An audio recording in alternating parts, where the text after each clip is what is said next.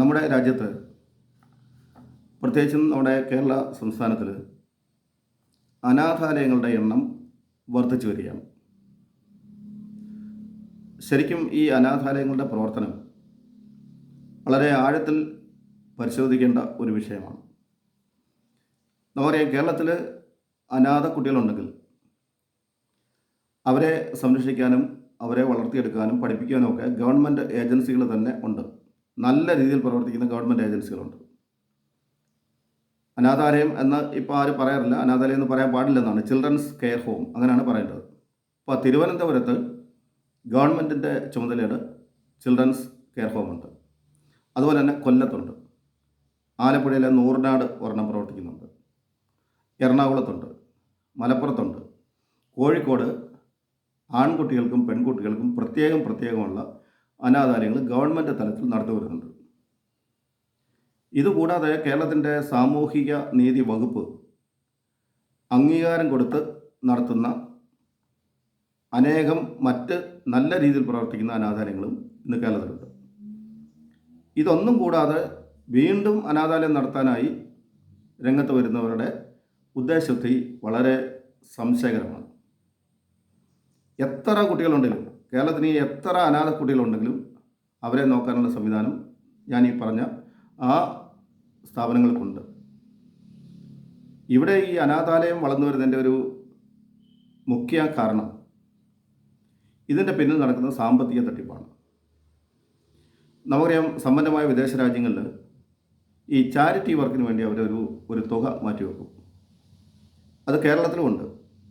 കേരളത്തിലെ ആളുകൾ, വലിയ സാമ്പത്തികമായിട്ട് ഉന്നമനത്തിൽ നിൽക്കുന്ന ആളുകൾ, അവരുടെ ഒരു വരുമാനത്തിൻ്റെ ഒരു ചെറിയ ഷെയർ ചാരിറ്റി വർക്കിന് കൊടുക്കാറുണ്ട്. അപ്പോൾ ഈ തുക കരസ്ഥമാക്കുക എന്നുള്ളതാണ് പ്രധാന ഉദ്ദേശം ഈ കൂട്ടരുടെ. പിന്നെ അതിൻ്റെ പിന്നിൽ മതം മാറ്റം, അതുപോലെയൊക്കെയുള്ള മറ്റ് കലാപരിപാടികളും ഇവർ നടത്തി വരുന്നുണ്ട്. ശരിക്കും കേരളത്തിൽ ഗവൺമെൻറ് തലത്തിലും സാമൂഹിക നീതി വകുപ്പ് ഇപ്പോൾ അംഗീകരിച്ച് പ്രവർത്തിക്കുന്ന അനാഥാലയങ്ങൾ ഒഴികെ ഒരു പുതിയ അനാഥാലയം പോലും നടത്തുവാൻ അനുവദിക്കരുത് എന്നുള്ളതാണ് ഒരു തർക്കമില്ലാത്തൊരു ആവശ്യം. ഇപ്പോൾ നമുക്കറിയാം, ഈ അനാഥാലയങ്ങൾ ലക്ഷ്യമിടുന്ന ചില ഉദ്ദേശങ്ങൾ അത് അങ്ങേയറ്റം സംശയകരമാണ്. ഒരു കാരണവശാലും പുതിയ അനാഥാലയങ്ങൾ പ്രവർത്തിക്കുവാൻ അനുവാദം കൊടുക്കരുത്. കാര്യം ഗവൺമെൻറ് സംവിധാനം ഉണ്ട് ഇവിടെ. പട്ടിണി ഉള്ള മനുഷ്യൻ്റെ പട്ടിണി മാറ്റാനും, അനാഥ കുട്ടികളുണ്ടെങ്കിൽ അവരുടെ അനാഥത്വം മാറ്റാനും, അല്ലെങ്കിൽ അവരെ വളർത്തിയെടുക്കാനും ഒക്കെ ഉള്ള ഗവൺമെൻറ് സംവിധാനങ്ങളുണ്ട്. ഈ ചില അനാഥാലയ നടത്തിപ്പുകാരുടെ ഭാവം കണ്ടാൽ അച്ഛനെ അമ്മയെ അടിച്ചു കൊന്നിട്ടാണെങ്കിലും ഒരു അനാഥനെ സൃഷ്ടിച്ച് അങ്ങ് വളർത്തിയെടുക്കാം എന്നുള്ളൊരു അത്ര വലിയ അങ്ങ് വെമ്പി നിൽക്കുകയാണ് അവർ. അപ്പം ഇതിന് ലോകത്തിൽ തന്നെ ചില ഉദാഹരണങ്ങളുണ്ട്. കംബോഡിയയിൽ ഈ അനാഥരെയെല്ലാം കൂടെ അനാഥരാണെന്ന് കാണിച്ച്, പട്ടിണിയാണെന്ന് കാണിച്ച് വലിയ പബ്ലിസിറ്റി കൊടുത്ത് വിദേശ രാജ്യങ്ങളിൽ നിന്ന് ധാരാളം ഫണ്ട് അവിടെ സ്വീകരിച്ചിട്ടുണ്ട്.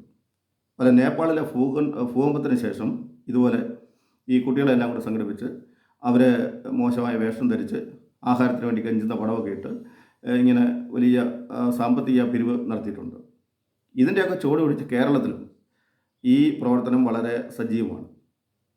നമ്മുടെ ഇന്ത്യ സ്വാതന്ത്ര്യം കിട്ടുന്ന സമയത്ത് കുറേ നാൾ പട്ടിണിയൊക്കെ ഉണ്ടായിരുന്നു, ഇവിടെ എല്ലാം പ്രശ്നങ്ങളുണ്ടായിരുന്നു. പക്ഷേ ഇന്ന് ആഹാരത്തിന് വകയില്ലാത്തവരൊന്നും ഇല്ല. ഉണ്ടെങ്കിൽ അവർ ഗവൺമെൻറ് സംവിധാനങ്ങളെ സമീപിച്ചാൽ മതി, അതിന് പരിഹാരം കിട്ടും. അപ്പോൾ തീർച്ചയായിട്ടും ഇത്തരം സ്ഥാപനങ്ങൾ നല്ല നിരീക്ഷണത്തിലാക്കണം. പുതിയ സ്ഥാപനങ്ങൾക്ക് ഒരു കാരണവശാലും അനുവാദം കൊടുക്കരുത് എന്നുള്ളതാണ് അഭിപ്രായം.